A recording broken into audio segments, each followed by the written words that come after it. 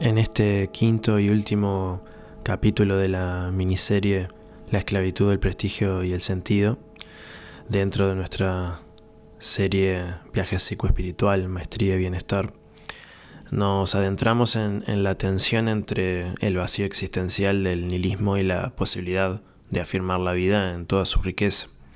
Reflexionamos sobre la crítica de Nietzsche al último hombre, las trampas del relativismo y la comodidad superficial y cómo estas actitudes resuenan en nuestra sociedad actual. Pero también exploramos un camino alternativo, comprender el propósito como guía, no como prisión, como hemos visto, y aprender a experimentar la felicidad en lo cotidiano desde una mirada contemplativa.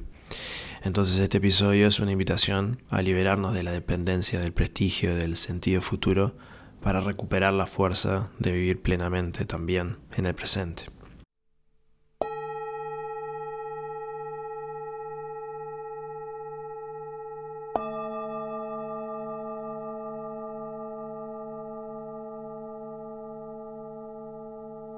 Al contemplar el viaje de la vida y las innumerables aspiraciones que han brotado desde nuestro interior, emerge una profunda realización.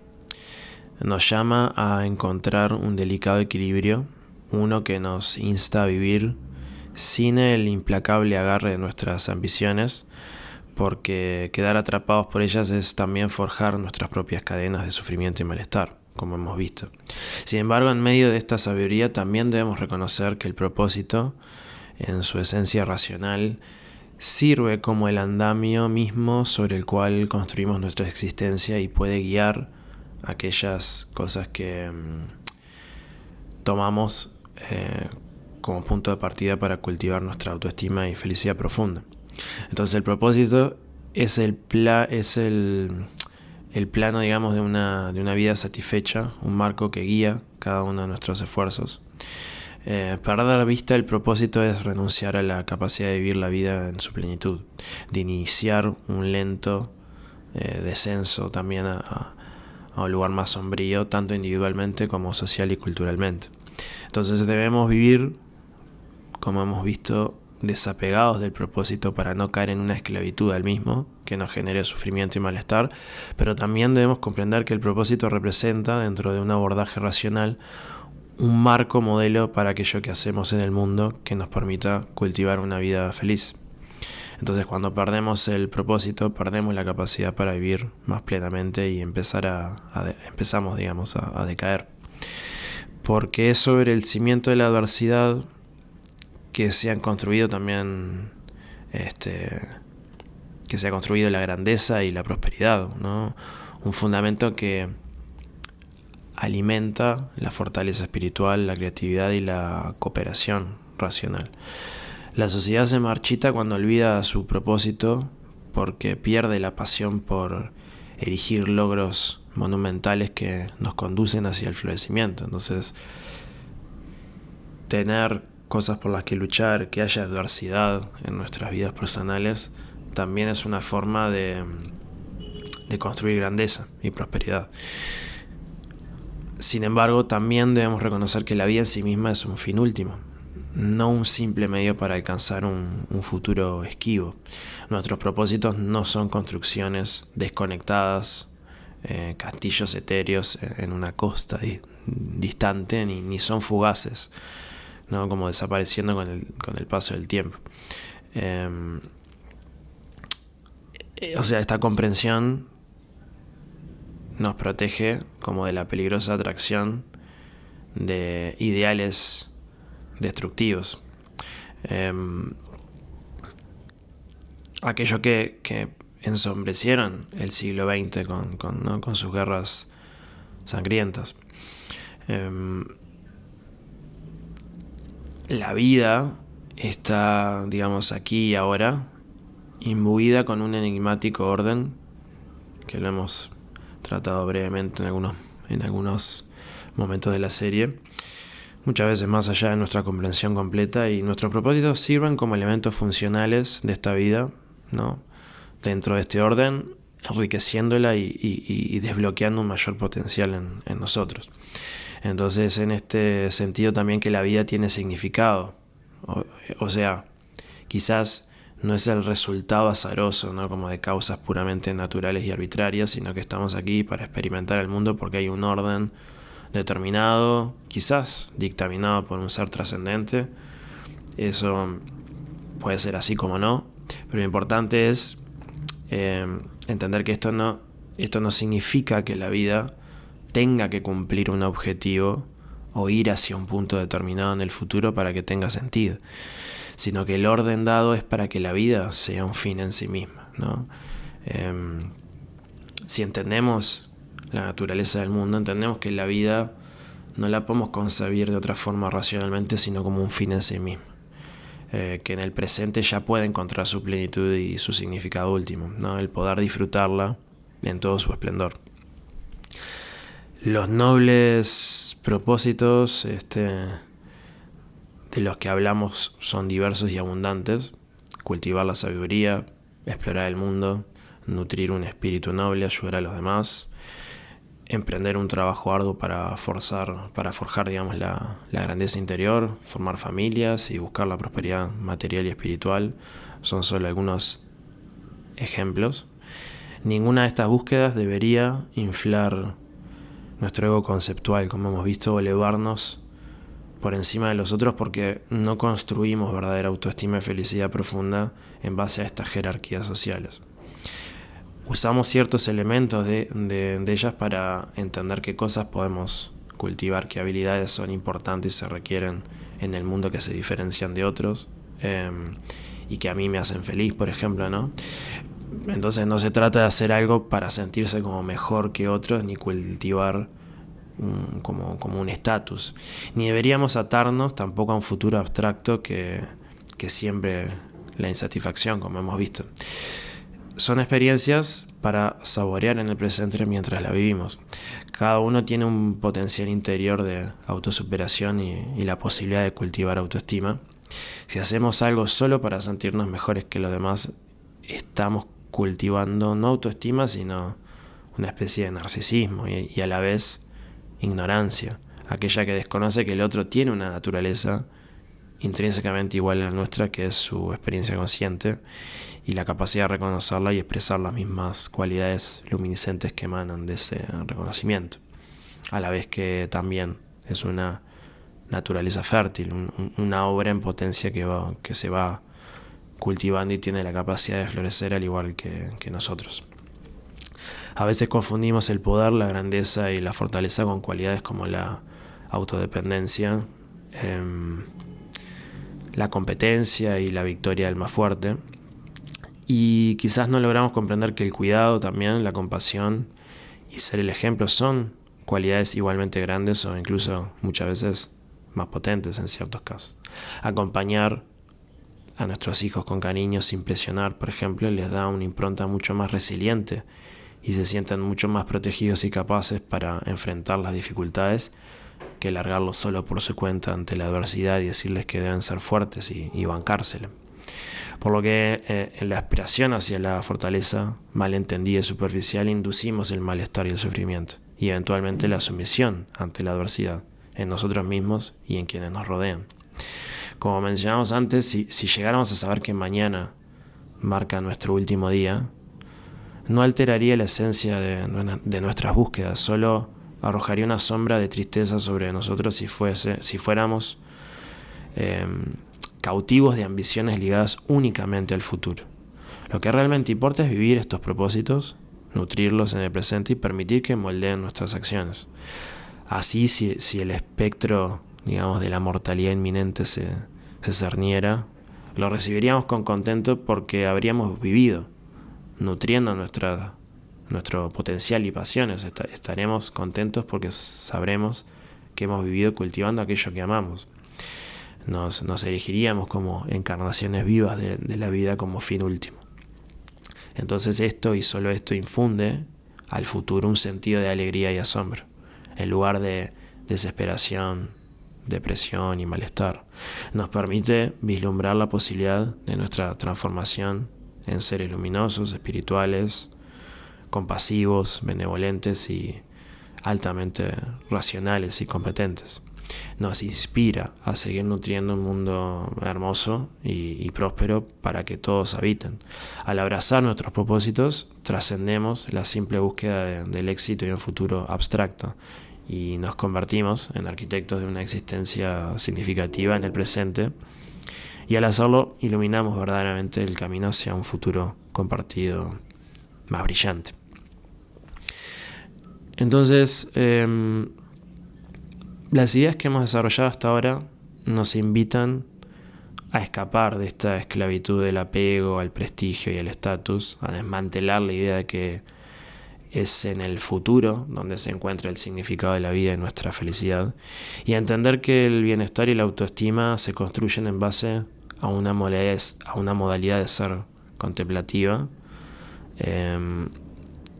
que va más allá del hacer, si bien incluye hacer cosas, pero va más allá de eso, que maneja de forma más eficiente el sufrimiento y se acerca de forma más objetiva a la naturaleza de nuestra mente y el mundo, para así abocarnos con soltura y disfrute genuino a nuestras metas e ideas creativas que nos aportan autoestima, felicidad profunda en relación, esto es muy importante, con nosotros mismos, ¿no? Sin que éstas se transformen en otra cárcel de nuestro bienestar, al entender que el significado y el disfrute ya pueden estar en el presente sin esperar su cumplimiento en un futuro esquivo y sin tener que depender estas cosas, estos propósitos, en jerarquías sociales que no hacen más que generarnos insatisfacción y sufrimiento. Ahora, quisiera que diésemos un golpe final, como este nihilismo y pesimismo, cada vez más presente, creo, en nuestros corazones, aun si creemos en un significado divino en el mundo, porque incluso allí podemos extraviarnos y perder de vista aquellas actitudes y fuerzas que nos permiten abrazar esta vida y afirmarla. Friedrich Nietzsche, el enigmático filósofo alemán del siglo XIX, es ampliamente reconocido como uno de los pensadores más influyentes en el ámbito del existencialismo y el nihilismo. Y Nietzsche ofreció a la sociedad de su época, digamos, un diagnóstico de nihilismo, como una crisis cultural y filosófica en la que los valores tradicionales, creencias y sistemas morales como habían perdido su significado y relevancia. Nietzsche creía que el rechazo de las verdades absolutas había conducido a un sentimiento de vacío y falta de propósito en la sociedad moderna. Y Nietzsche veía el nihilismo como un mal cultural, una profunda crisis caracterizada por la erosión de los valores tradicionales, de las creencias y sistemas morales también. En este estado los individuos luchan con una falta de propósito y un abismo de falta de significado. Entonces el nihilismo es en esencia un rechazo de las verdades absolutas y un reconocimiento de la aparente falta de significado inherente en el mundo. Y este nihilismo conduce, según Nietzsche, al último hombre, un concepto que destaca como una reflexión para señalar sobre el estado de la sociedad moderna. La representación de Nietzsche del último hombre sirve como una advertencia, ¿no?, contundente, y una lente filosófica a través de la cual podemos examinar lo que es la sociedad contemporánea. Este filósofo introdujo la noción del último hombre en su obra Así habló Zaratustra, y allí el último hombre es un arquetipo humano hipotético que representa un tipo particular de individuo y la mentalidad colectiva de una sociedad marcada por la complacencia moral y existencial. El último hombre se caracteriza por su satisfacción en la mezquinidad, busca comodidad, seguridad, previsibilidad en todos los aspectos de la vida, no tiene deseo de grandeza, de crecimiento personal ni búsqueda de excelencia. Nietzsche escribió famosamente: la gente ya no se hace ni pobre ni rica, ambas cosas son demasiado molestas. ¿Quién quiere aún gobernar? ¿Quién aún obedecer? Ambas cosas son demasiado molestas. En el mundo impulsado por el consumismo de hoy en día, a menudo prima la comodidad de los placeres materiales, la búsqueda de la conveniencia, el lujo y la gratificación instantánea puede llevar a una cultura en la que las personas priorizan su propia comodidad y satisfacción por encima de todo lo demás. El deseo del último hombre de llevar una vida libre de incomodidades resuena en la cultura consumista moderna. El último hombre prospera en la seguridad del rebaño, se ajusta a las normas sociales sin cuestionarlas y evita cualquier forma de individualidad o disidencia. Encuentra consuelo en lo colectivo, prefiriendo mezclarse en lugar de destacar. La prevalencia de las redes sociales, el pensamiento grupal y el deseo de aceptación social como que pueden fomentar, ¿no?, esta mentalidad de rebaño y conformidad. Muchas personas pueden sentir presión por adherirse a las normas sociales y evitar expresar opiniones disidentes, ¿no?, reflejando esta inclinación del último hombre a mezclarse con la multitud. Y en el mundo del último hombre se aborrece el riesgo y la aventura. Se busca una vida como libre de desafíos e incomodidades. El lema podría resumirse como evitar todo dolor, buscar solo el placer. Cualquier esfuerzo que represente un riesgo para la comodidad de este individuo debe evitarse a toda costa. Cosas como el miedo al fracaso y la aversión al riesgo son ampliamente difundidos, creo, en la sociedad contemporánea. Las personas suelen buscar estabilidad, previsibilidad en sus carreras y vidas personales, evitando búsquedas desafiantes que podrían conducir al crecimiento personal o la innovación. Esta mentalidad adversa al riesgo se alinea con el deseo del último hombre de evitar la incomodidad y la incertidumbre. A menudo las personas esperan que objetivos como formar una familia, desarrollar una carrera o emprender sean transitados libres, ¿no?, de incomodidades y dificultades mayores, lo cual muchas veces no es el caso, lo que termina produciendo malestar. Y de esta forma el sufrimiento agregado está en la conceptualización de que tales cosas han de vivirse sin dificultades, ¿no?, como hemos visto, y siempre en pleno goce, lo cual es una cuestión bastante irreal que rompe nuestros esquemas de lo que consideramos una vida ideal. Y este ser, el último hombre, ha perdido contacto con valores y ideales profundos.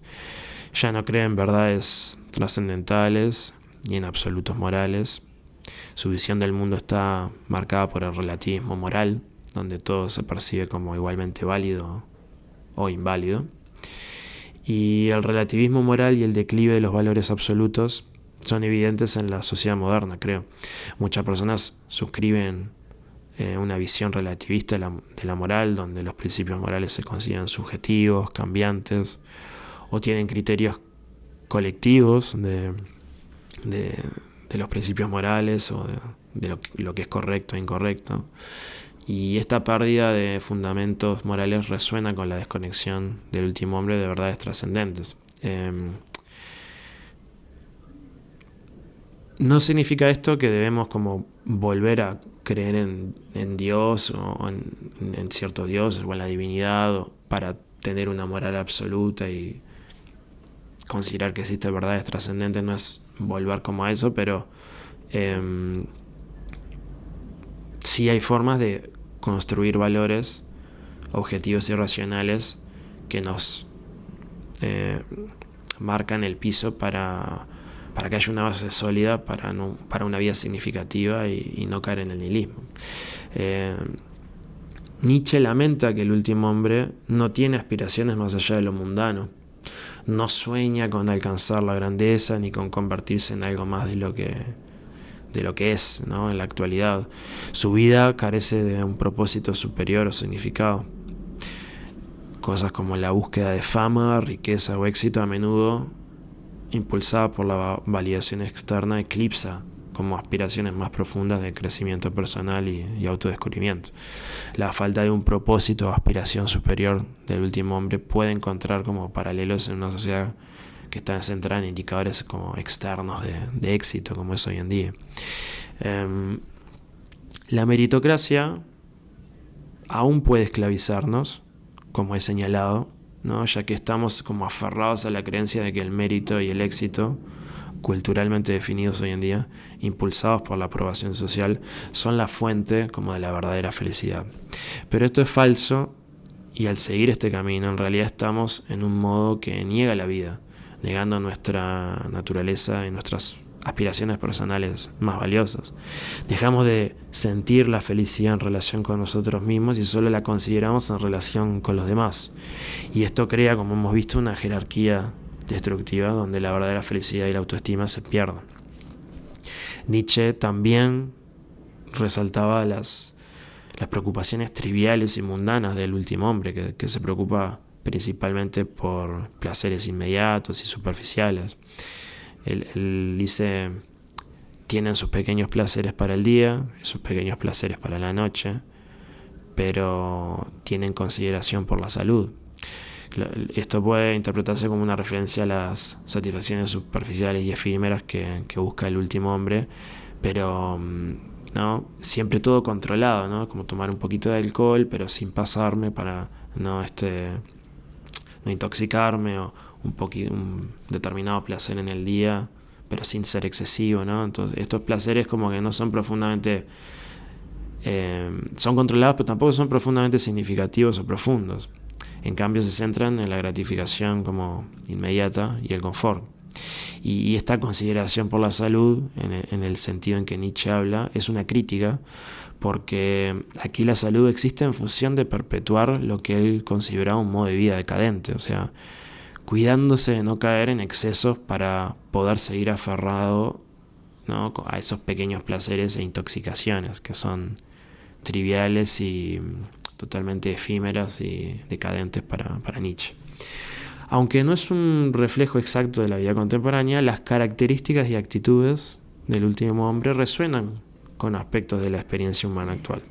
Sin embargo, es esencial reconocer que la representación de Nietzsche del último hombre no es solo una condena, sino también un llamado a la acción. Nos desafía a trascender la complacencia y como la mediocridad del último hombre al abrazar nuestra individualidad, buscar el crecimiento personal y despertar la voluntad de poder. Al hacerlo, podemos aspirar a crear una sociedad que valore la autoafirmación, el autodescubrimiento y la búsqueda de aspiraciones significativas, evitando así caer en la existencia del último hombre. Entonces, la crítica de Nietzsche sirve como una advertencia y como una invitación a reimaginar nuestras vidas y nuestra cultura de una manera que trascienda las limitaciones del último hombre.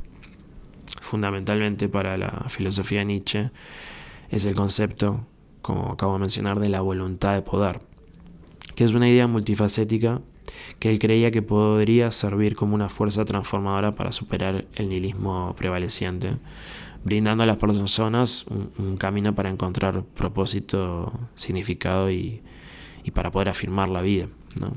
La voluntad de poder puede interpretarse de diversas maneras, pero su esencia gira en torno al impulso fundamental, digamos, de autoafirmación, autosuperación y afirmación de la individualidad, como la motivación humana más profunda y principal y más poderosa, según Nietzsche. Él creía que este impulso interno es intrínseco a la naturaleza humana y sirve como una fuerza motivadora detrás de todas las acciones y deseos humanos. La voluntad de poder no se limita a un deseo de dominación o control sobre los demás, como su nombre podría sugerir, y filósofos y académicos actuales han logrado destilar muy bien hoy en día, estudiando el trabajo de Nietzsche, el tema de la voluntad de poder y su filosofía, en relación a las malinterpretaciones que se hicieron por muchos años por las distorsiones del trabajo de Nietzsche, que no viene al caso, pero entender la voluntad de poder es comprender que abarca el deseo de cumplir como el propio potencial, superar obstáculos y convertirse uno en la mejor versión de uno mismo. Es la fuerza motriz que impulsa a las personas a crear, a lograr la grandeza y a esforzarse por la excelencia en sus esfuerzos. La propuesta de Nietzsche para superar el nihilismo se basa en este aprovechamiento de la voluntad de poder. Él sostenía que las personas podían combatir el sentido predominante de la falta de significado, redirigiendo sus energías y deseos hacia actividades que afirmaran la vida. Sostenía que en un mundo nihilista, carente como de verdades absolutas, las personas tienen la oportunidad de convertirse en creadores de sus propios valores. En lugar de depender de sistemas morales externos, pueden recurrir a su voluntad de poder para definir sus propios valores y marcos morales. Y al hacerlo infunden sus vidas de propósito y significado, trascendiendo el vacío nihilista. La voluntad de poder como que anima a las personas a abrazar su singularidad individual. Nietzsche creía que la conformidad y la mentalidad de rebaño eran síntomas del nihilismo, ya que sofocaban el crecimiento personal y la autenticidad. Y al afirmar la individualidad y perseguir pasiones, las personas afirman su existencia y se liberan de las cadenas conformistas del nihilismo. Y el nihilismo a menudo conlleva una sensación como de desesperación y resignación. Sin embargo, Nietzsche veía la voluntad de poder como la fuerza impulsora que impulsa a las personas a superar obstáculos y desafíos. Al enfrentar la adversidad de frente, ¿no? Como que las personas no solo pueden demostrar su fortaleza, sino también encontrar un sentido de propósito en la lucha misma, en la confrontación, en la superación de los obstáculos y la adversidad, digamos. Entonces, Nietzsche como que aborrecía la mediocridad y creía que la voluntad de poder podía impulsar a las personas a superarlo, a través como una autosuperación y la búsqueda de excelencia en los campos elegidos para desarrollar una vida de cultivo de habilidades, y las personas pueden afirmar su existencia alcanzando su máximo potencial. Nietzsche celebraba, por ejemplo, el arte como una profunda manifestación de la voluntad de poder. Los artistas canalizan sus energías creativas para dar forma a sus deseos y emociones más internas. A través de la expresión artística, las personas pueden trascender el nihilismo creando algo hermoso y significativo, afirmando así el valor de su existencia. Además, la voluntad de poder está estrechamente relacionada con el concepto de amor fati de Nietzsche, amor al destino. Al abrazar como nuestro destino, incluso en medio del sufrimiento y la adversidad, las personas pueden encontrar significado en cada experiencia, ¿no? Esta aceptación del destino, según Nietzsche, les permite a las personas afirmar la vida en su totalidad, incluida sus pruebas, sus tribulaciones, sus dificultades, ¿no? Como toda la vida y el destino en general de la persona. Como un concepto, no porque exista el destino, no ese es el debate, sino como una idea para entender que debemos afirmar incluso los obstáculos que tiene nuestra vida, porque también eso son oportunidades para la excelencia y la superación. Entonces, ¿qué sucede si ya se cree en Dios o en una fuerza divina? Aún así se puede caer en la telaraña del nihilismo, ¿no? Porque Nietzsche creía que la ausencia ya de Dios en nuestras vidas, la pérdida de marcos de referencias trascendentes como los otorgaba la religión, llevan al nihilismo, pero muchas personas hoy en día siguen creyendo en Dios, siguen siendo religiosos, siguen teniendo prácticas religiosas, espirituales. Pero la crítica de Nietzsche a los marcos religiosos y metafísicos tradicionales marcó un momento crucial en la historia de la filosofía, porque él sostenía que estos sistemas de pensamiento ancestrales, que durante mucho tiempo habían proporcionado a las personas un sentido de propósito y de significado en la vida, habían perdido su relevancia y poder persuasivo en la era moderna. La evaluación de Nietzsche se basaba en su creencia de que la ilustración, ¿no?, el progreso científico y el surgimiento de la racionalidad habían erosionado los cimientos de estos sistemas de creencias tradicionales. Sin embargo, es fundamental reconocer que Nietzsche no argumentaba necesariamente a favor del completo rechazo del significado divino o trascendental a la existencia humana. En cambio, él alentaba una exploración más profunda de estos conceptos de manera más matizada e individualista. Una interpretación errónea común de la filosofía de Nietzsche es la creencia de que la racionalidad y la ciencia invalidan inherentemente la posibilidad de un significado trascendente o divino. Esta interpretación, aunque culturalmente prevalente, puede considerarse un error conceptual. El enfoque de Nietzsche no era negar la existencia de tal significado, sino más bien cuestionar las estructuras convencionales que lo habían definido y limitado. En otras palabras, buscaba liberar el concepto de significado trascendental de sus ataduras religiosas y metafísicas tradicionales. La perspectiva de Nietzsche entonces nos invita a considerar que incluso si personalmente creemos que la vida carece de un significado inherente, no necesariamente significa que esté completamente desprovista de cualquier significado en absoluto. Esta perspectiva abierta nos permite adoptar una respuesta terrenal al nihilismo, una respuesta fundamentada en nuestras experiencias vividas e interpretaciones del mundo, que de hecho puede complementar incluso la recuperación de un significado trascendente. Si eventualmente llegamos a considerar que la creencia de Dios tiene sentido o es racional. Es crucial destacar que la filosofía de Nietzsche no excluye la posibilidad de experimentar entonces lo divino, lo trascendental de una manera nueva y quizás no convencional. Y creo que podemos encontrar una forma como de armonizar sus planteos con la noción de lo divino. En lugar de ver estas ideas como mutuamente excluyentes, ambas pueden ser aspectos complementarios de nuestra experiencia humana. Nietzsche habla de la idea de trascender la moralidad convencional y las normas sociales para crear nuestros propios valores. Es un concepto que encarna la autonomía individual y la autoafirmación. Por otro lado, el filósofo subraya la unidad fundamental dentro de los individuos para afirmarse y ejercer su influencia en el mundo. En este sentido, la filosofía de Nietzsche, en particular su concepto del Übermensch o superhombre, a menudo se percibe como fundamentalmente opuesta a las creencias cristianas, por ejemplo. El rechazo de Nietzsche a la moralidad tradicional, su crítica a los valores cristianos y su celebración del individualismo pueden parecer incompatibles con los principios fundamentales del cristianismo. Sin embargo, una perspectiva también matizada puede como revelar puntos de convergencia entre la voluntad de poder de Nietzsche, quizás, y la fe cristiana, y podríamos sugerir que es posible que un cristiano encuentre resonancia con el concepto de Übermensch. Más específicamente, es posible que alguien que cree que el mundo tiene un significado divino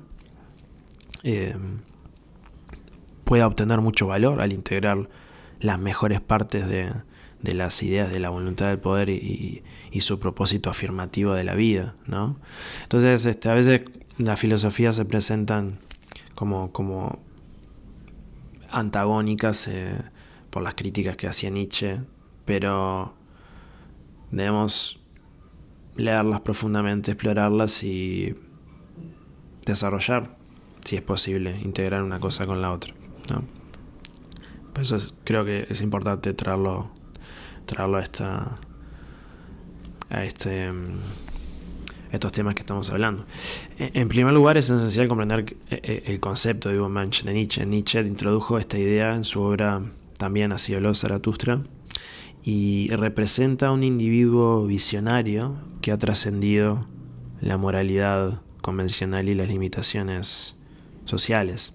Este individuo posee como una poderosa voluntad de poder, afirmando sus valores únicos y moldeando su destino. El Übermensch vive auténticamente guiado por sus deseos más internos y aspiraciones en lugar de conformarse a normas externas. Nietzsche imaginó un modelo donde cada ser humano se basa en sus propios principios individuales desarrollados a través del aprendizaje y la experiencia personal, más que seguir los valores de las masas, ¿no? Y en este sentido el Übermensch implica tener una existencia donde la propia vida se convierte en la obra de arte y que la mejor forma de crecer y contribuir a la sociedad es en base a la individualidad y los logros y contribuciones únicas y personales. Pero no como una justificación colectiva de defender nuestra existencia. O sea, para Nietzsche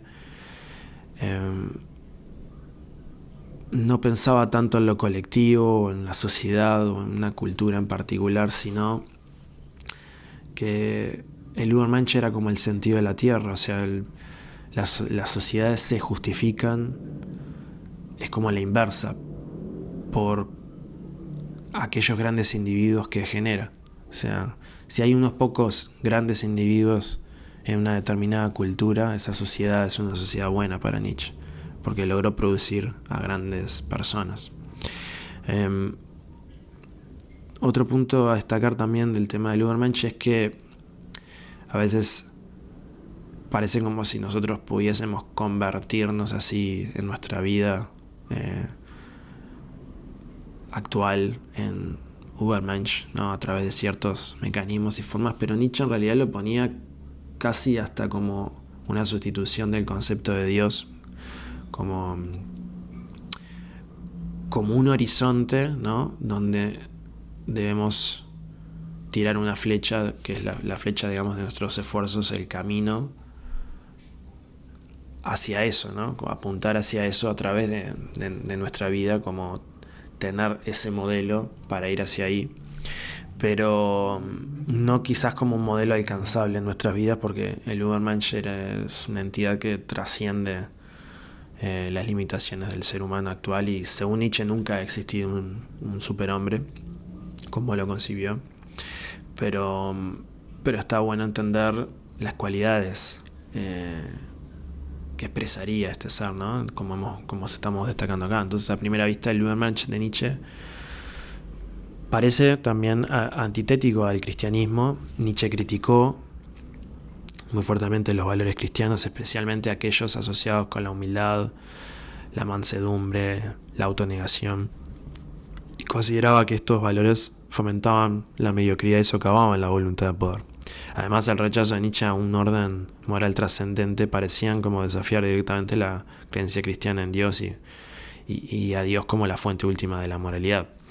Y a pesar de estos conflictos aparentes, ¿no?, existen áreas de convergencia entre la voluntad de poder de Nietzsche y la fe cristiana, creo, o fundamentalmente entre la voluntad de poder y cualquier persona que crea en la trascendencia y el significado divino, incluso de una forma racional, lo que puede proporcionar la base para que se relacionen con el concepto de Übermensch. En principio yo veo al Übermensch como un esbozo de solución, quizás no el definitivo, si hemos de descartar la existencia de Dios y un significado trascendente y divino en la vida, pues debemos aferrarnos a algo, ¿no? Y reafirmar la vida como una forma de abrazar el regalo que tenemos de estar vivos y poder experimentar este mundo. Y si bien no creo que la vida y el cosmos carezcan necesariamente de un significado trascendente, divino, o sea, de un orden generado por un ser divino específicamente, tal como reflexionaré en capítulos de esta instancia de esta serie más adelante, también es verdad que podemos integrar y agregar este concepto de Nietzsche como algo paralelo y complementario también a lo que podría ser una visión divina y trascendente del orden y significado de la vida y el universo, si racionalmente llegamos a entender que esto de lo divino y dimensión trascendente de la vida tiene un sentido legítimo, racional y sólidamente argumentado, y eso es fundamental, porque a lo largo de esta serie no quiero hablar de creencias infundadas. Yo creo que si llegamos a una dimensión divina, espiritual, que debemos contemplar como importante para abordarla racionalmente, tiene que ser a través de una fundamentación sólida, tiene que ser algo racional, valga la redundancia, como veremos más adelante. Pero bueno, la idea de Nietzsche de la voluntad de poder puede alinearse con la creencia cristiana en el potencial divino de los seres humanos. Por ejemplo, los cristianos sostienen que los individuos son creados a imagen de Dios y tienen la capacidad de crecimiento moral y transformación espiritual. El Übermensch, en su búsqueda de autorrealización y la realización de su potencial único, puede ser visto como un individuo que se esfuerza por cumplir su propósito dado por Dios, quizás. El cristianismo enfatiza la responsabilidad personal y la rendición de cuentas por las acciones de uno. Y el Übermensch, impulsado por su voluntad de poder, asume plena responsabilidad por moldear su destino y sus valores. Desde una perspectiva cristiana, este sentido de responsabilidad individual puede verse como un reflejo del don de libre albedrío que Dios da a la humanidad. El cristianismo enseña el concepto de pecado y la necesidad de redención, y si bien Nietzsche rechazó las nociones cristianas de pecado y culpa, el viaje del Übermensch hacia la autosuperación y la trascendencia de sí mismo guarda similitudes con la idea cristiana de redención y transformación. Ambos enfatizan la lucha por superar las limitaciones personales y aspirar a un estado superior de existencia.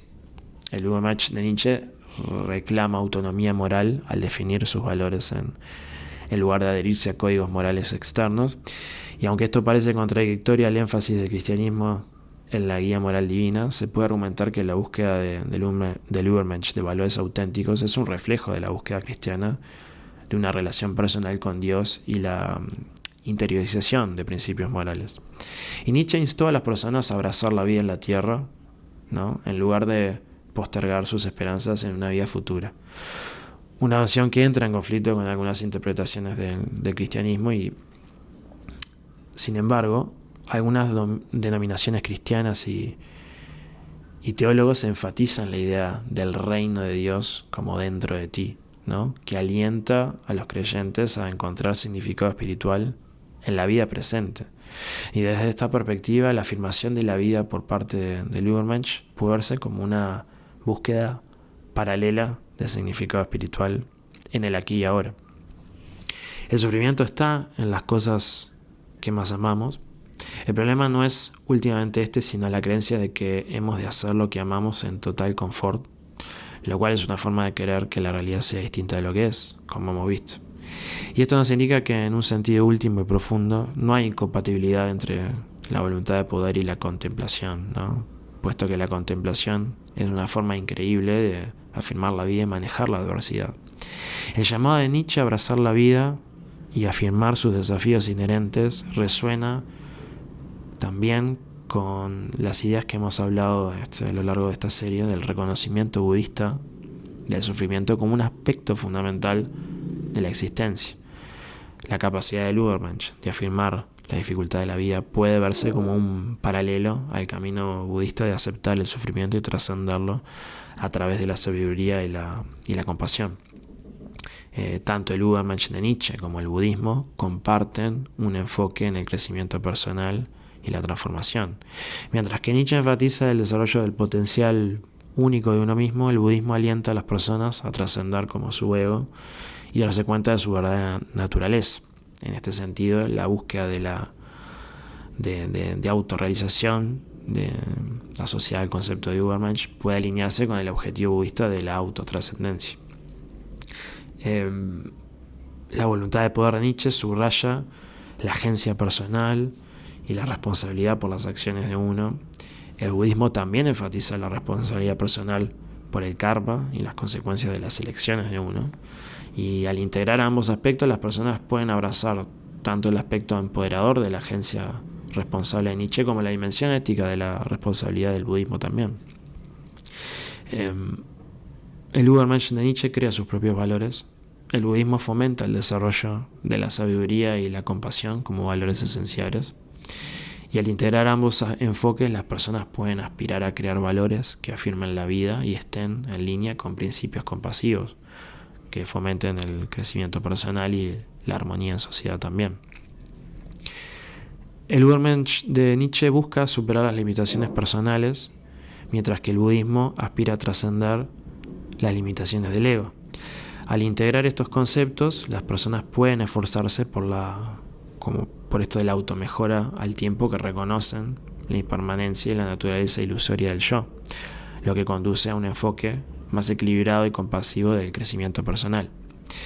Entonces, de manera similar a las ideas planteadas cuando hablamos sobre el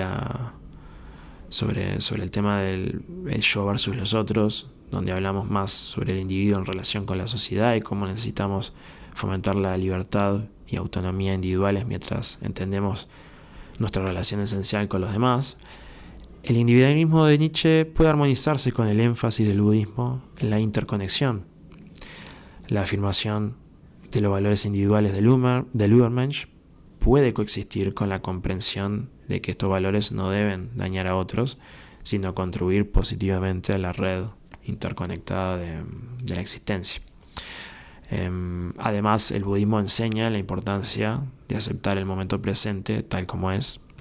La voluntad de poder de Nietzsche puede alinearse con esto al instar a las personas a abrazar plenamente la realidad, ya sea en momentos de fortaleza o vulnerabilidad, sin negación ni evasión. El concepto de Nietzsche de lo que afirma la vida es en muchos sentidos intuitivo.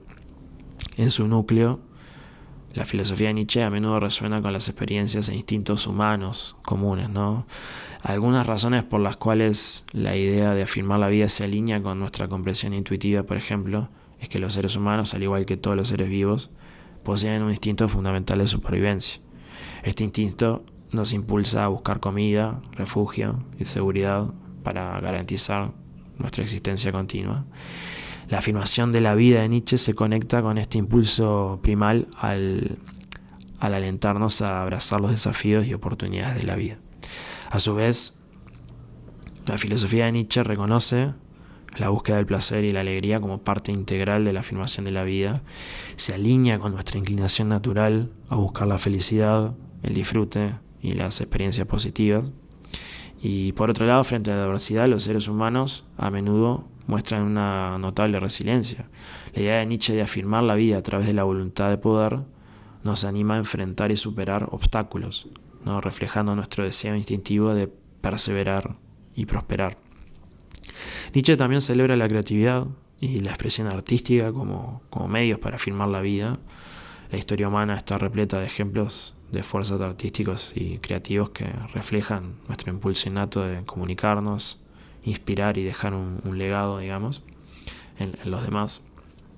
Y el énfasis de Nietzsche en la individualidad y la afirmación de los propios valores se alinea con el sentido intuitivo también de identidad personal y el deseo de expresarse auténticamente. El llamado de Nietzsche a abrazar todo el espectro de la experiencia humana, incluido el sufrimiento y los desafíos, resuena con nuestra comprensión intuitiva de que la vida es un viaje complejo, con altibajos. Y aunque Nietzsche criticó la mentalidad de rebaño, su filosofía también reconoce la importancia de conexiones sociales significativas. Y esto se alinea con nuestro reconocimiento intuitivo del valor de las relaciones, la empatía y las experiencias compartidas. La exploración de Nietzsche sobre los valores y el significado refleja nuestra búsqueda innata de propósito y comprensión en la vida. Su filosofía, digamos, nos anima a abordar preguntas profundas sobre nuestra existencia, lo que refleja nuestra curiosidad natural también. Entonces, en esencia, el concepto de Nietzsche de afirmar la vida se conecta con muchos aspectos de la naturaleza humana y la experiencia que son profundamente intuitivos. Entonces subraya la idea de que la vida no se trata solo de sobrevivir, sino de abrazar plenamente nuestra existencia, buscar lo que nos brinda alegría y plenitud y esforzarnos por convertirnos en las mejores versiones de nosotros mismos. Aunque la filosofía de Nietzsche puede ser compleja y desafiante, sus aspectos intuitivos la hacen quizás accesible y provocadora de pensamientos para muchas personas. Entonces, una buena forma de aplicar la voluntad de poder es preguntarnos ante distintas alternativas o cuando pensamos en hacer algo en concreto, si esto afirma la vida o la niega, y en general dejar que nuestra intuición muchas veces nos dé al principio la respuesta obvia, y si requiere más reflexión, usemos la racionalidad para encontrar de a poco la mejor respuesta. Entonces, en definitiva, aquellas cosas que amamos son las que también muchas veces mayores sufrimientos nos provocan. De una forma u otra, querer lo bueno en desconexión con la dificultad es una empresa frustrada, como hemos visto. Por eso necesitamos la contemplación para manejarnos con la adversidad. Por eso puede que necesitemos entender también la divinidad de la existencia y cómo todo encaja en su lugar, y también entender que la dificultad y el sufrimiento también pueden ser una oportunidad para reafirmar la vida. Si concebimos las cosas con un marco de derrotismo, ya perdimos. Las dificultades son una oportunidad para aplicar la voluntad de poder y afirmar la vida y preservar, ¿no? Cambiar las cosas o esperar el cambio,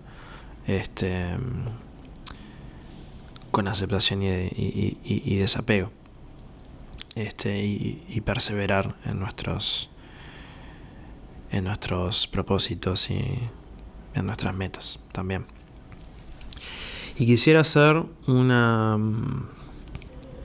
última puntualización que engloba este capítulo y digamos, esta instancia de esta miniserie que hemos hecho y lo que hemos hablado también en episodios anteriores sobre la felicidad, ¿no? Respecto a todas estas reflexiones que hemos hecho sobre el prestigio, el sentido, la felicidad. Quisiera dejar explícito que estos pensamientos y análisis conceptuales son importantes, pero en última instancia tampoco deberían distraernos del punto crucial más inmediato y directo que hemos venido trabajando como a lo largo, ¿no?, de esta serie, y es que debemos entrenar una forma completamente distinta de ser en el mundo y de conocer, basada en la experiencia directa, que es un poco la propuesta de las prácticas contemplativas. Y yo trato como de mezclarle o integrarle a esto la idea de la racionalidad, la individualidad, todo esto que vimos de la afirmación de la vida, y también, como veremos luego, a través de la racionalidad, si lo amerita, despertar cuestiones más profundas, entender el orden del mundo, entender conceptos claves sobre la felicidad, el propósito. Lo expuesto en este capítulo y el anterior, si bien es una reflexión generada de la apreciación contemplativa, lo cual tiene un valor importante, debemos tener en cuenta que podemos abordar estos temas de una perspectiva centrada de lleno en la experiencia directa. O sea, eventualmente debemos reflexionar sobre ciertas cosas, por eso la impronta de estos últimos episodios, digamos. Pero también es importante tener en cuenta que al descansar en el no saber, que es lo más sabio muchas veces, debemos tomarnos con pinzas lo que pensamos respecto al mundo, pues la verdad es muy elusiva. La misma razón profunda detrás de una persona que mata a su pareja luego de separarse es la misma razón que un fanático religioso tiene cuando lleva a cabo un atentado. Una profunda identificación con pensamientos que se transforman en creencias arraigadas, que es la consecuencia última de estar perdidos en nuestros pensamientos. El realmente creer que lo que pensamos es la verdad última. El tomarnos demasiado en serio nuestros pensamientos y nuestras reflexiones conceptuales. En el primer caso, creer que no se puede vivir sin esa persona es algo totalmente ilusorio. En el segundo, creer que está haciendo algo correcto también es totalmente ilusorio. El que perdido en su reflexión conceptual empieza a creer que la vida es absurda y que nada vale la pena y termina, por ejemplo, en el suicidio, ha estado también perdido profundamente en sus pensamientos. Por eso, la importancia de desconectarnos de nuestra capacidad conceptual y mirar las cosas desde otra perspectiva, enfocándonos en la experiencia directa. Creer que el sufrimiento y la tragedia le quita lo bello y el sentido a nuestras vidas también es un error conceptual. Creer que sin un Dios o sin una cuestión trascendente divino perdemos también como la gracia y el valor de la vida en sí misma y la alegría que puede haber en nuestra vida también es un error conceptual.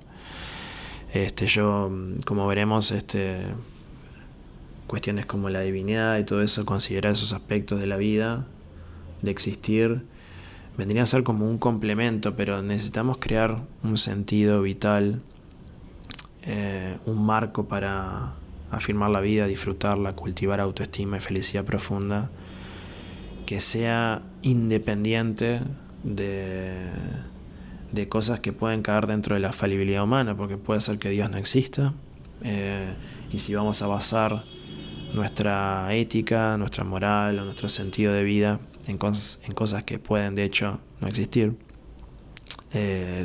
todo el cimiento de nuestra vida se cae. Entonces puede estar bueno esas cosas como complemento de nuestra vida, pero debemos tratar de fundar nuestra vida en algo sólido y objetivo. Por eso la racionalidad, que es algo sumamente importante que hemos traído en esta serie en diversos episodios. Una cosa es bella en sí misma, incondicionada del pasado y el futuro, cierra en sí misma como tal, es un fin en sí, y así el mundo tiene su belleza y su encanto incondicionado al pasado o al futuro, independientemente de nuestra reflexión y lo que pensemos de la realidad y de nuestras creencias básicas. No importa la religión que tengamos, no importa la metafísica que consideremos, el misticismo que contemplemos, la filosofía secular, la ciencia, la moral, etc. Al contemplar el mundo, este es bello en sí mismo y cierra. Esa es la experiencia directa, que es quizás lo más divino y trascendente con lo que podemos tener contacto, bastante más cercana a ello que nuestras reflexiones y pensamientos, por estos motivos que ejemplifico. Sin dejar de lado que la racionalidad nos eleva a nuestro entendimiento del mundo, ¿no? El tema que hemos afrontado en estos últimos episodios es que los problemas que emergen en base a nuestras ideas prevalentes sobre la felicidad, la autoestima, el estatus y el prestigio representan ideas y conceptos que no tienen como cabida en la realidad una vez que hacemos una apreciación contemplativa, atenta y detallada. Y las ideas comunes, ¿no?, que tenemos de estas cosas. Y esta apreciación nos brinda reflexiones valiosas en la medida que surgen de una experiencia directa, y las mismas enriquecen el examen de la realidad y de nuestra persona, ¿no? Pero siempre corremos el peligro de que el debate y la reflexión nos invite a buscarle la vuelta a estos asuntos, pensando y desarrollando aún más conceptos, cayendo en la rumiación y de nuevo en una identificación con lo que son simplemente ideas y pensamientos. Podemos, por ejemplo, sentirnos afligidos por reflexionar acerca de la impermanencia de las cosas, pero en un nivel profundo no es la experiencia en sí de la impermanencia lo que nos aflige, sino los pensamientos derivados acerca de nuestra propia impermanencia, o cómo las cosas que nos gustan dejarán de ser eventualmente, o cómo la realidad puede cambiar para peor cuando ahora está bastante bien. Cuando surja esto, ¿no?, yo invito como a quedarnos con las preguntas y experimentarlas en conexión con la percepción directa de las cosas, y permanecer en ese nivel previo a la reflexión conceptual, ya que es allí donde más se encuentra como la calma y la ecuanimidad, donde los pensamientos son vaciados de sentido y la verdad, de hecho, empieza a revelarse más claramente. Porque la verdad requiere de muchos códigos de información, requiere de abrir nuestra conciencia no solo a lo conceptual, a lo lingüístico, como hemos visto en otros episodios, ¿no? Esa persona que mata a su pareja, el atentado terrorista, incluso la persona que se suicida en diferentes circunstancias, ¿no? No ha logrado expandir su cognición para entender el mundo de una forma mucho más genuina y directa, y está enceguecida por creencias altamente arraigadas y que son difíciles de desprenderse, ¿no? Vamos a sentirnos insignificantes y pequeños al contemplar como la escala cósmica de la realidad y pensar que nuestras diminutas vidas no tienen ningún sentido o impacto trascendente.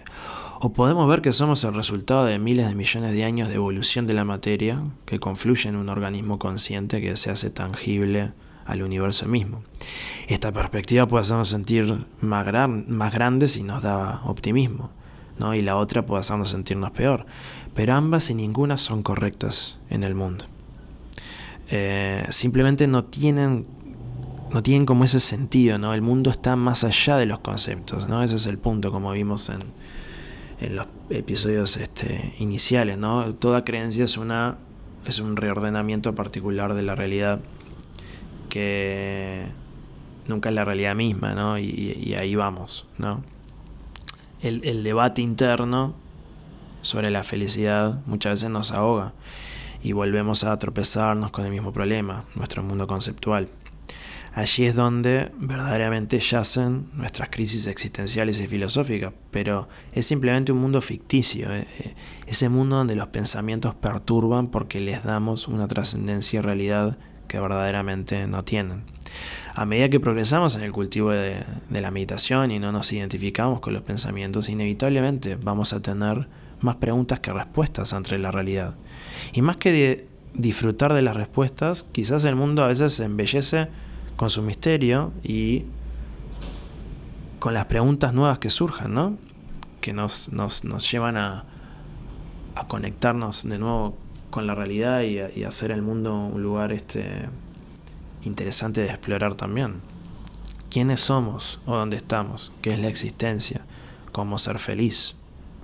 En lugar de esforzarnos en responder inmediatamente mediante la reflexión conceptual, vayamos más allá del concepto y tomémonos nuestro tiempo, ¿no? Porque esa es la forma de llegar a verdades genuinas, ¿no? La verdad es muy elusiva, requiere tiempo de reflexión, apreciar la realidad de forma directa, contemplativa, ensayo y error, etc. Esto tiene un paralelismo con los koans del Zen. La idea no es encontrar una respuesta pensando, sino contemplar el koan o la pregunta y permanecer en ella como si fuera una experiencia más. A menudo tenemos una respuesta para estas preguntas, a pesar de que son preguntas complejas y difíciles. Pero eso, más que hablarnos de una sabiduría o erudición personal, justamente nos habla de nuestra tendencia a prefijar conceptos simplistas para más o menos navegar el mundo y sacarnos del mundo de las dudas, con la consecuencia negativa de disponernos con frecuencia a prejuzgar y cerrarnos a ideas, filosofías, creencias y modos de ser diferentes y a encontrar eventualmente algunas respuestas genuinas. Desarrollemos una pregunta de forma plena, que cobre vida en el mundo, cuando nos preguntemos ¿qué es esto?, como interroga un viejo koan zen. Realmente contemplemos con atención y hagamos una pausa de traer a luz nuestras viejas ideas y creencias y, en definitiva, de dar la respuesta obvia que siempre damos. Y así quizás finalmente encontremos la respuesta que estamos buscando. Todos sabemos, más o menos, de forma no conceptual, cómo se siente la felicidad. Y a veces tenemos el insight de saber de manera precisa dónde está realmente. Podemos reflexionar para llevarnos a experimentar mayor felicidad, derribando viejos conceptos e ideas erróneas, como hemos hecho en los últimos episodios sobre la felicidad, sobre el propósito. Podemos también apreciar lo bueno que tenemos y cómo las cosas podrían ser diferentes, que nos dé otra perspectiva en nuestro presente y que genere mayor felicidad. Lo mismo con las nociones sobre la autoestima y el prestigio, pero también podemos hacerlo de forma no conceptual. Podemos realizar un esfuerzo atencional por aumentar la plenitud, la alegría, la paciencia, la compasión o nuestra gratitud con la vida.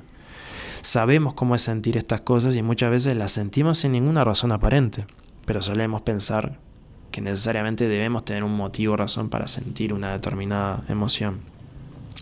Esto no es parte del apego al mundo conceptual, es el pensamiento aún queriéndose como aferrar a nuestra vida, pues en el mundo conceptual difícilmente exista la posibilidad de sentir alegría sin ningún motivo aparente.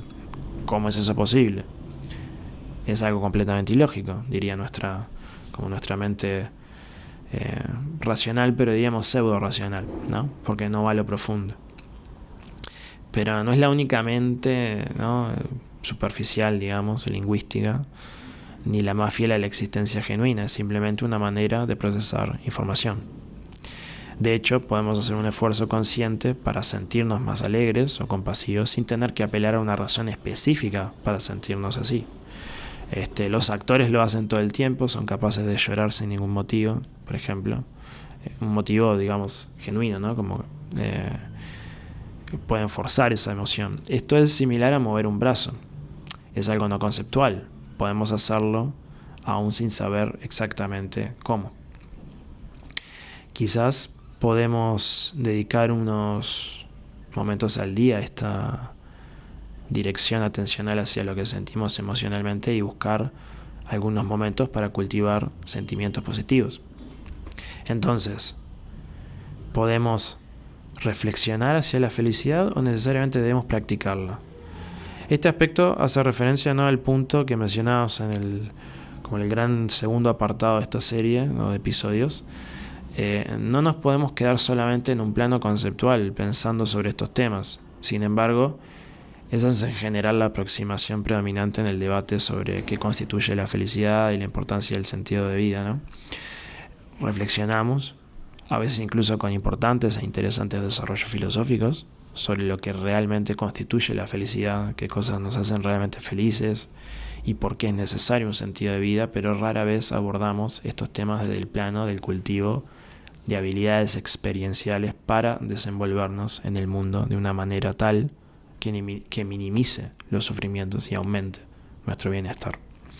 Podemos trascender dicho plano conceptual al punto de ir al mensaje del Zen y la felicidad en lo cotidiano, ¿no? En la práctica de esta disciplina muchas veces se hace énfasis en encontrar la belleza y la felicidad en los momentos y objetos más mundanos. El Zen nos invita a percibir que lo cotidiano es fuente de felicidad. Por ello, su práctica hace énfasis en la realización de las tareas habituales, como limpiar, comer, descansar, caminar, etc., de una forma atenta y realmente presente. El punto fundamental de esta visión es que la felicidad pasa desapercibida por la forma en que contextualizamos la realidad y la realización personal, condicionadas a nuestros aprendizajes culturales, ¿no? Y en cierta forma, dado el bagaje de conocimientos que tenemos, pasamos por alto la felicidad por considerar que la misma se encuentra en el futuro asociada a la concreción de objetivos ambiciosos, de prestigio y estatus. La mente de principiante, a la que muchos maestros Zen hacen referencia, nos invita a abandonar lo que sabemos para abrirnos a la experiencia de forma genuina. Y al desapegarnos de los conceptos, podemos abrirnos a percibir una felicidad que se encuentra bajo nuestras narices en el aquí y ahora, incluso en las actividades cotidianas. Cada momento es una oportunidad para ver las cosas de una forma fresca y renovada.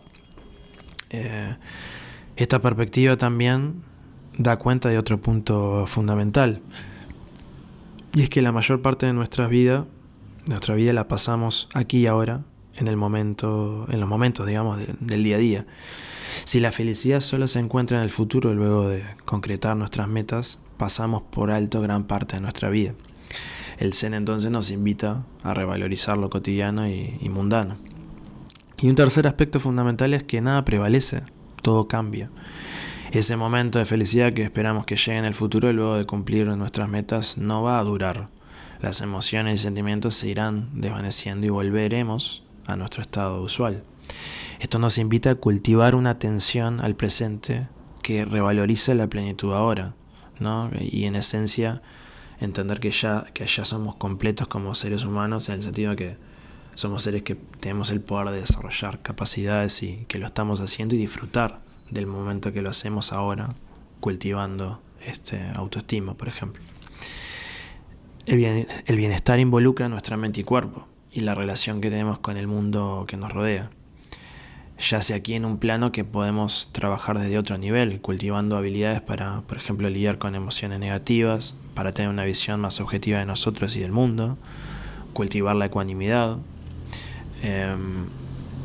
Al desarrollar estos elementos, podríamos decir que la felicidad y el bienestar vienen por sí solos muchas veces, independientemente de lo que pensemos respecto al sentido de nuestra vida, la autotrascendencia, los grandes proyectos sobre los cuales trabajar. Porque una cosa es lo que pensamos y otra cosa lo que realmente es. Al generar soluciones y discursos conceptuales rápidos respecto a la felicidad, el bienestar y el sentido, caemos en una dimensión que no necesariamente logra manejar el mundo real y llevarnos verdaderamente hacia una existencia feliz, hacia nuestras máximas posibilidades existenciales. De nuevo, no podemos razonar siempre nuestro camino hacia la felicidad. Por ello, he destacado que en un nivel profundo no importa mucho lo que pensemos sobre el sentido de la vida, porque la libertad y la paz interior se pueden desarrollar a la par de dichos pensamientos. Es más, al desapegarnos de estos conceptos y no estar atados al hecho de si estamos cumpliendo o no un propósito siempre, es que realmente podemos relajarnos y disfrutar de mejor manera la vida que tenemos. La clave de la felicidad está en que necesitamos trabajar con nuestra mente desde un enfoque no conceptual y darnos cuenta de las ilusiones que mantenemos, como la existencia de este ego conceptual, ¿no?, que hemos hablado, constatar el hecho de la impermanencia y trabajar sobre el aspecto del desapego. El querer que las cosas sean de una determinada manera, ¿no?, que es el apego que tenemos en la vida en general. Enfocándonos en estas cosas, podemos hallar la paz, la ecuanimidad y el disfrute de la vida, cultivando nuestra conciencia y las cualidades no conceptuales de la mente, indistintamente de los incontables desarrollos filosóficos sobre la felicidad y el sentido de vida. Ganamos mucha más libertad, bienestar y paz interior al desapegarnos de nuestras ideas sobre el sentido y su necesidad de las metas y los logros, ¿no? Esto es lo que genera las bases para aumentar nuestro bienestar y mantenerlo en el tiempo, y para realmente cultivar autoestima, trabajar por nuestros proyectos de forma que realmente podamos disfrutar y que nos ayude a la autorrealización y a cultivar nuestros más altos estados de recompensa y las máximas posibilidades existenciales, de forma genuina. Todos tenemos cosas para hacer, ¿no?, problemas que resolver, algunos necesarios, otros no tanto. Algunas cosas llevan minutos, otras días, otros años. El punto es que en el medio de todo ese proceso ya se encuentra la felicidad, ya podemos cultivar autoestima, ya somos libres, ya podemos relacionarnos de forma diferente con la vida, con las alegrías y los sufrimientos, previo a que ese nuevo problema se resuelva, previo a que esa nueva meta o proyecto se concrete. Captar esto es la clave para romper la ilusión en la que yacemos, que nos impide desarrollar nuestra libertad interior y nuestro bienestar en su máxima expresión, porque siempre estamos esperando al futuro, a que todo el cúmulo de cosas que queremos que se den se hayan cumplido. Entonces, la respuesta quizás más genuina, si es que podemos llamarle así, al sentido y lo que hace a la vida significativa, probablemente esté más allá de lo conceptual. No nos olvidemos de que lo que hacemos está vacío, depende del contexto para darle un sentido, como hemos visto en otros episodios. Y ese contexto cambia todo el tiempo, llevando a la vacuidad. Somos frutos del mundo y hacemos cosas en y quizás este es solo un punto de un camino que va hacia otras alturas. Y como frutos y partes de la realidad, lo que hacemos, lo que hemos de hacer, y ya está dado, ¿no?, por nuestra naturaleza como seres humanos y con nuestra capacidad racional. Y vamos a hacer cosas en este mundo porque este es el fruto que somos. Y al residir, por ejemplo, en el Tao, no importa tanto encontrar una respuesta conceptual a qué hacer en la vida, como en un sentido último, ¿no?, y darle un sentido final y encontrar el significado, sino entrar en comunión con nuestra naturaleza como seres humanos y dejar serla, ¿no?, ser lo que es en su máxima expresión, que implica desarrollar nuestra racionalidad, nuestra autoestima, nuestra felicidad, y desde el lado contemplativo permitir con ese andamiaje que todo esto fluya y surja de manera congruente y que permita la autorrealización. Entonces, creo que un mensaje final es: vive para ti, trae maravillas al mundo y maravíllate con quienes las trajeron y con sus creaciones, que son las creaciones también de la naturaleza misma y del Tao. Y nos vemos en el próximo episodio, habiendo cerrado esta miniserie de varios episodios sobre la esclavitud, del prestigio y el sentido.